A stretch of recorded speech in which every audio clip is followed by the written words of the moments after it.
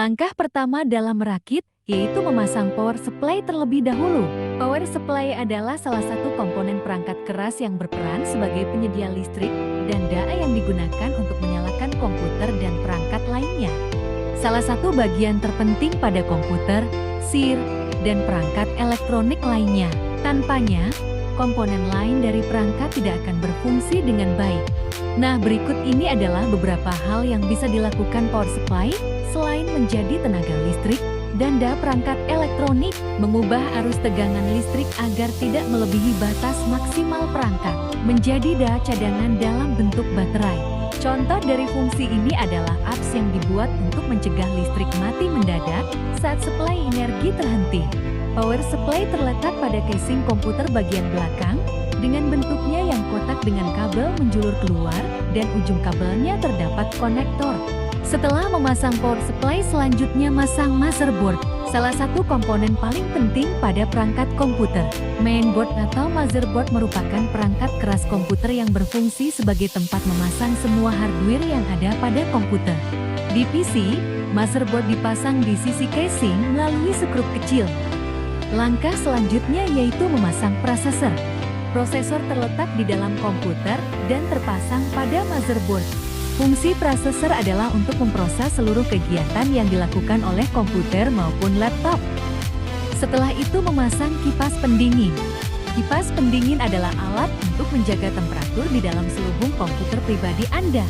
Kipas pendingin ini dapat membuat seluruh komponen perangkat keras komputer terjaga dengan baik dan tahan lama. Fan terletak di sisi casing komputer atau di dalam casing. Selanjutnya kita memasang kabel yang berada di fan prosesor. Setelah itu memasang RAM. RAM berfungsi ketika pengguna menjalankan sistem operasi dan program. Selanjutnya memasang baterai CMOS. Baterai CMOS adalah sebuah baterai yang digunakan oleh BIOS untuk tetap aktif meski tanpa aliran listrik. Memasang kabel 24 pin. Konektor yang berjumlah 20-24 pin ini digunakan untuk memberi daya langsung ke motherboard. Lalu memasang kabel 4 pin. Konektor ini digunakan untuk memberi tegangan terhadap berbagai hardware seperti hard disk, CD atau DVD-ROM, dan kipas casing. Memasang kabel audio yang terletak di ujung motherboard. Selanjutnya memasang kabel USB. Kabel USB berfungsi sebagai kabel yang menghubungkan lalu lintas data dari port USB pada komputer.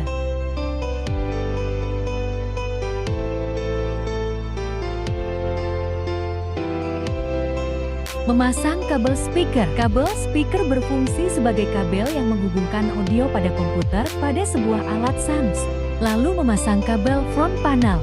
Front panel merupakan sekumpulan kabel yang menghubungkan antara tombol pada reset dan power dengan lampu LED yang terdapat pada casing depan motherboard di dalam CPU. Kabel HDD LED berfungsi sebagai kabel yang menyalakan lampu pada hard disk drive saat sedang bekerja.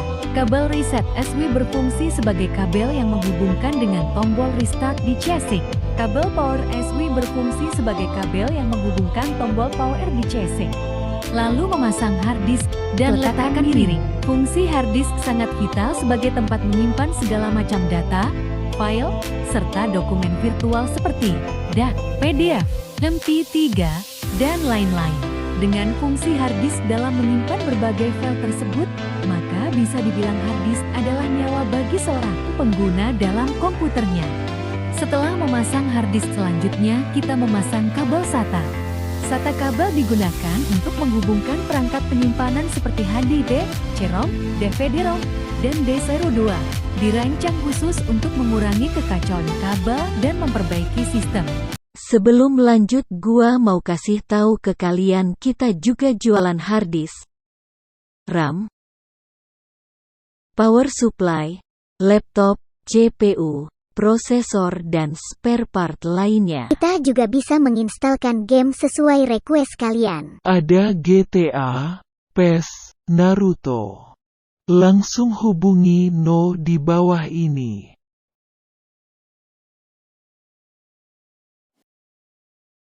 I do.